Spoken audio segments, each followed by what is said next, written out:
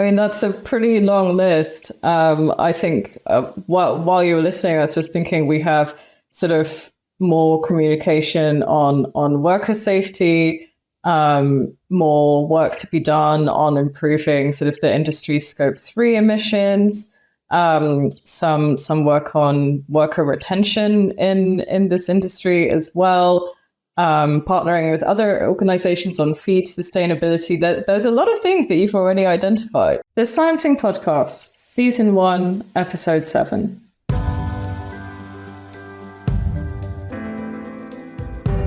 Hello, and welcome to another episode of the Sciencing Podcast. I'm your host, Fazi Adam, Director of Sustainability at Evonik Animal Nutrition, and we're really pleased to welcome you back after the summer break. And we have another fantastic guest lined up for you this time around.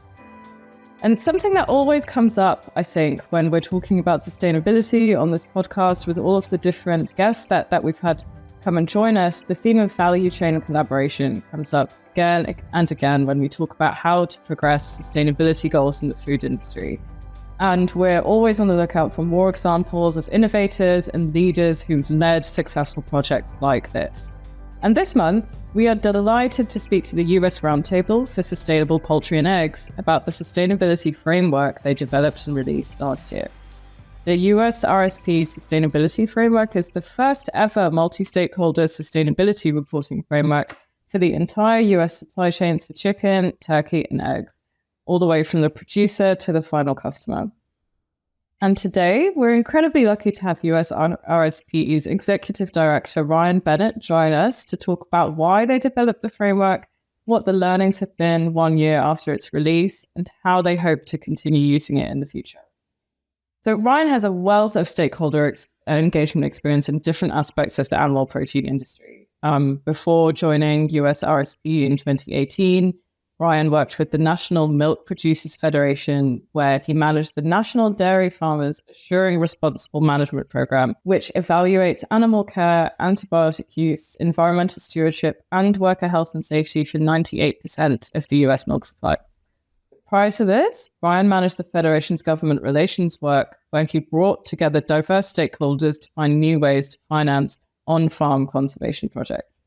So I'm really looking forward to learning from Ryan today. It's a real pleasure to have you here. Do you want to tell us a little bit about yourself? And in case any of our listeners aren't familiar with US-RSPE, maybe you could tell us a little bit about what the organization does. So I live right outside of Washington, D.C., went to college at Kansas State University, but grew up on a farm. And when I moved back to D.C., it was really, quite frankly, the mindset that those in government don't understand agriculture. And it was kind of a defining moment for me coming out of college. And obviously, I did government relations. I was a registered lobbyist for 7 or 8 years. And, enjoyed my time doing that. But as I learned more, I kind of figured out that things are not maybe changing, at least in the U.S., from the point of view of government.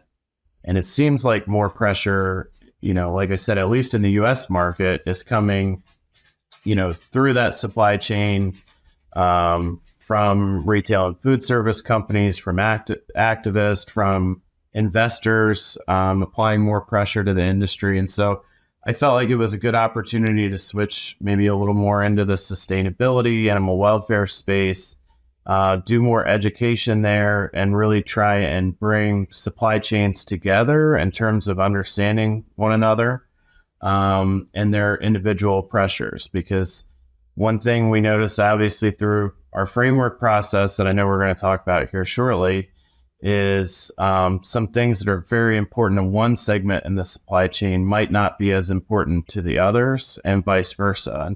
We're multi-stakeholder and really try and do things together as a full supply chain, whatever it takes from A to Z in terms of getting that chicken or egg or turkey onto the plate. So anyways, that's a little bit about my background and what the Roundtable is and how we operate. But in general, I think, where you're seeing more pressures through that supply chain with some of the people who are doing the pressuring that I already mentioned. So I think I made the right decision. Okay, yeah, great. It certainly sounds like it. I mean, one of the things that we're constantly hearing from our customers in the industry is that they would love to see more value chain alignment on sort of the things that what their priorities should be when it comes to sustainability, to welfare. And I think through what the Roundtable is doing, what the International Poultry Welfare Alliance is doing, you're really making some good progress towards that. So I guess that brings me to my next question then. I mean, can you tell us a bit about what the framework is, how it works, and why you developed it? Yeah, I mean, and when I go to IPPE, basically I look around, I walk around. The term sustainability is the buzzword nowadays. And I think that's, fine in many cases that we're talking about sustainability more, but it's become, I think, a little bit of a nebulous term that's confusing to people. Mm-hmm. And one of the first questions that we got a lot when we started is, what is sustainability? And we kind of looked to our mission and vision statement that we had put together in the beginning and, really ended up defining it, in more of a typical lens of being, economically viable, socially responsible, and environmentally sound. So then from there, it's well, what does that mean to the poultry supply chain? What does that mean to chickens, turkeys, layers?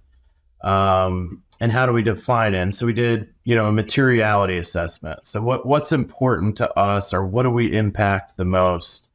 And ended up coming up with, I think, 15 different indicators that fall into three pillars, and really try and figure out, where we want to now focus our continuous improvement efforts as an organization. We can't do all 15 or 100 different metrics. We can't focus on all of that. And by the way, obviously, we're doing really well in a lot of those different areas, so it doesn't make sense to use our time and resources on it. But now we're kind of starting the process of moving from building measurement to implementing measurement, from moving into a phase of now implementing measurement to continuous improvement. Where are we going to focus our efforts as an organization to try and advance sustainability and hopefully see some of those numbers coming back to us through the framework, improve over time? And that's really important because, I mean, I think a lot of multi-stakeholder organizations, it always make the effort to reach out to their members to get continuous feedback on what's important. But with this really qualitative, structured assessment, then you have a really excellent database to draw on and see what's really needed, right? But we're also at the same time now putting down our stake of, we're going to focus on X, Y, and Z for the next 3 years in terms of continuous improvement. So it won't just be, just measurement. I mean, obviously, we're focused on truly making things more sustainable and continuous improvement. So now we're really looking at how we can help our members improve in some key areas that we're identifying through the data coming back via the framework. So. Okay. So it sounds like you had a lot of surprises, I guess, when you sort of got the data back, which is interesting, actually. I mean, what if you had to pick out sort of a couple of things? Were there any things that went exactly as you expected? And sort of what was your biggest surprise? There really is a lot more going on in terms of sustainability, very complex problems that the industry has already figured out that maybe they just didn't call sustainability before. And we just need to show that we're doing those things and at least have them, as some empirical data point that we took at some point in time, prove that we're A, doing these things, and B, it's also really interesting, all of the work that, an individual industry has done over time to solve some of these problems. So anyhow, didn't really truly surprise, If we didn't have things that came up, that would be more scary than if we did. So it's supposed to be a challenging thing. It's supposed to be something that ignites conversations within a company and ignites conversations within an industry. So I really think, though, probably within the next 2 or 3 years, we're going to be really buttoned down in terms of where we're going. And that's consistent with other programs I've worked on in the past, to where when they first launch, you have some things that you're tweaking, you're figuring out what works for people, what you need. And then it's really, kind of pretty set in stone with just very minor revisions in the future. So that's kind of how I see the measurement. Continuous improvement, on the other hand, is kind of the one thing I know we're going to hopefully talk a little bit about a little bit more, but that's kind of the one that, can take a lot of twists and turns and be very interesting, and will always be something that we do. We'll never reach 100%. We'll never be happy with where we are from a sustainability perspective. So I'm also very excited about moving into that phase of the organization as well. So what's next then? So how will you sort of use, I guess maybe now you have a good baseline of data, or how do you plan to use that going forward to really drive tangible improvements in the industry? I think that we have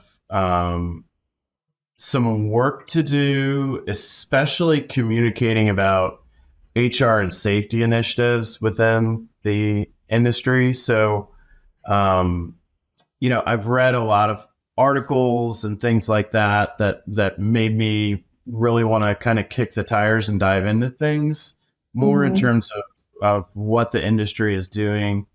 And I think that, from my perspective, there's things that, people need to do better always. Like I said, continuous improvement is a thing, but I think that industry is actually doing more on worker HR and safety than maybe what people realize. But it's become such a heated issue that they almost, I think, have a hard time opening themselves up to speaking about it. I really want to get more growers at the table, in terms of, speaking openly about where they're at, what pressures they're feeling, what opportunities they could see if things were done in a certain way. I think there's a lot of good work being done by some integrators with their kind of grower groups, some neat pilots and things going on. But if we could get to a point to where we could kind of build a roadmap of, hey, this is how you work with a full supply chain to ultimately work with a grower to implement some new sustainability practice or way of doing things, I think that is of very much importance and is something within our strategic plan to have a grower council underneath of the roundtable. Greenhouse gas emissions is every single industry has to worry about greenhouse gas emissions now. Yeah. I think we get a lot of pressure on it because a lot of people think of meat and poultry kind of synonymously. I know that we can do better, but I think we've got a really good track record. When you look at the greenhouse gas emissions of chicken and you look at the greenhouse gas emissions of turkey and of eggs, we feel like it's a low carbon, high quality protein option for people. But we still need to get better there. And we also need to figure out how to measure things better, especially from a scope 3 level. And then you mentioned, our sister organization that I also run, animal welfare, is going to continue to be a big thing. And so we're looking at partnering, even more with International Poultry Welfare Alliance, who has a really neat outcomes-based animal welfare tracking strategy that kind of is similar to the framework, but from just an animal welfare perspective, that no matter where you're raising birds in the world, no matter what production system you're in, you can track your animal welfare and the outcomes of that welfare. That hopefully breeds a lot of innovation in that space. The last one is a big one, and I'm glad that I remember this, is we are looking at partnering with some of our feed are folks working on feed sustainability. So like iFeeder and Field to Market would come to mind. iFeeder is a foundation out of the American Feed Industry Association, and then Field to Market is a lot of different people at the table, but basically getting back to, the growing of crops and the sustainability with that. So anyhow, that's it's a lot of different issues, but like I said, we don't have to do it all on our own. We are focusing a lot on collaborating, coordinating, and then I think there's a space, and I'd like to get to this, is there's a space for innovators, whether that be a startup company or a very well-established multinational company like Evonik. So there's a space for that to bring things to the marketplace that I think can help us, improve from a sustainability perspective or tell a better story. So that would be some of the ones that we're working on. I mean, that's a pretty long list. I think while you were listening, I was just thinking we have sort of more communication on worker safety, more work to be done on improving sort of the industry scope 3 emissions, some work on worker retention in this industry as well, partnering with other organizations on feed sustainability. There's a lot of things that you've already identified. So it sounds like you've made some pretty good progress with identifying a lot of next steps. I mean, there are so many different types of organizations that are part of the Roundtable membership, so many different stakeholders that can make use of the framework. I mean, and just as I guess a final point, what would your sort of call to action then to all of the Roundtable stakeholders be? What would you urge people to do next? Yeah, so I mean, speaking from an Evonik, to Evonik and their employees and the people that listen to this, I feel very strongly that we are a place for you, a safe place for you to bring innovation, for you to bring ideas that we can put into action. Once again, I'm sure in terms of production efficiency, which by the way, we're fans of, we have it as a metric within the framework, but I'm sure you know a lot about those things. And I'm sure you care about the other issues that we have. But if you can figure out how to promote a product that has ancillary benefits beyond just production efficiency, or even just beyond just simple carbon calculations, like I mentioned, animal welfare, or something that's going to help from an odor perspective, with people feeding a product that might be able to help.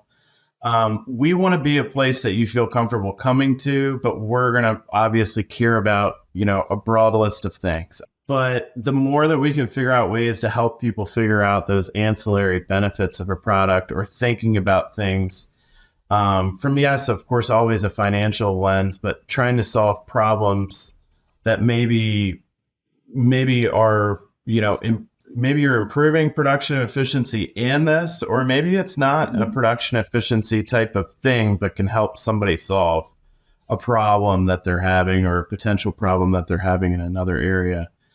So that's what I was kind of talking about with the innovator space. If we want to run pilot projects, or if we want to get, you all in front of a committee and ultimately in front of our group to talk about your place in the sustainability world, that's something that I want to do. I want to build a place for that, not as a means of kind of a cheesy sales sort of things, but as truly more of like a vetting, educational type of thing to really show people the great innovative products that are coming to market, or might already be within the market, that have a positive sustainability impact that people don't even know about or understand. I really like that suggestion, Ryan. Thank you. And I think it fits really well with what we're hearing from our customers, our value chain partners as well. We hear a lot of calls for more sort of education, I guess, on the more holistic benefits that the animal nutrition industry can bring to the wider animal protein value chain. So I think your proposal to try and create that kind of space where companies can come together to raise awareness of some of the solutions that can impact some of these problems is a really nice one. So yeah, let's definitely see if we can make it happen. That would be great. Yeah, absolutely. So, I mean, thank you so much for your time today. It's been really, really interesting to hear just how much the Roundtable has managed to achieve with the sustainability framework. And I think 18 months since it was launched, more or less. Yeah, that sounds about right. Yeah, more or less 18 months. And you already have a number of different focus areas. You've already identified where the industry is doing well, where the industry needs to do better. And it sounds like you've got some really exciting plans to make that happen. So thank you so much for coming and sharing that with us today. Thank you all for having me. Yeah, absolutely. Thank you, Ryan. Thank you to our listeners, and enjoy the rest of the day. So this is the end of our podcast today. Don't forget to tune into our next episode. To know more about Evonik Animal Nutrition, visit www.animal-nutrition.evonik.com. The Sciencing Podcast is a production of Evonik Animal Nutrition. A blue planet. Almost 8 billion people, and rising. Especially in Asia and Africa. There will be almost 10 billion of us by 2050. But it's not just the population that is growing, prosperity is too. And with it rises the demand for meat. The more prosperous the population, the greater the demand. Since 2000, the international meat market has increased by 110 million tons. Chicken is the most consumed meat in the world. It takes around a kilo of soya to produce 1 kilo of poultry meat, plus other animal feeds. What can we do to counter this trend? As individuals, we can consume meat more consciously. As producer, one approach is to rely on low-protein diets for livestock. Feeds that are lower in protein can help protect resources. Protein is made up of amino acids, and animals need these. But feeding too much protein is damaging for both the animal and the environment. The level of protein in feeds can be reduced before adding specific amino acids, such as methionine. This ensures that animal diets are balanced and healthy, while at the same time protecting the environment. For example, the use of soya in poultry could be reduced by at least 15%, and soya could be almost eliminated in pork production. Measured by the global poultry population alone, this would mean 17 million metric tons less soybean meal, equal to 6 million hectares less land used for soya farming. That is equivalent to 1.5 times the size of Switzerland. This would enable us to remain at the same level of soya production for the next 20 years, despite the increase in the global population. No need for additional farmland. No carbon emissions from burning forests. No monocultures. Less use of fertilizers. Less water consumption. Biodiversity is retained. Ecosystems remain balanced. All of this is already possible today, with amino acids and feed solutions from Evonik. We are sciencing the global food challenge. Evonik, leading beyond chemistry.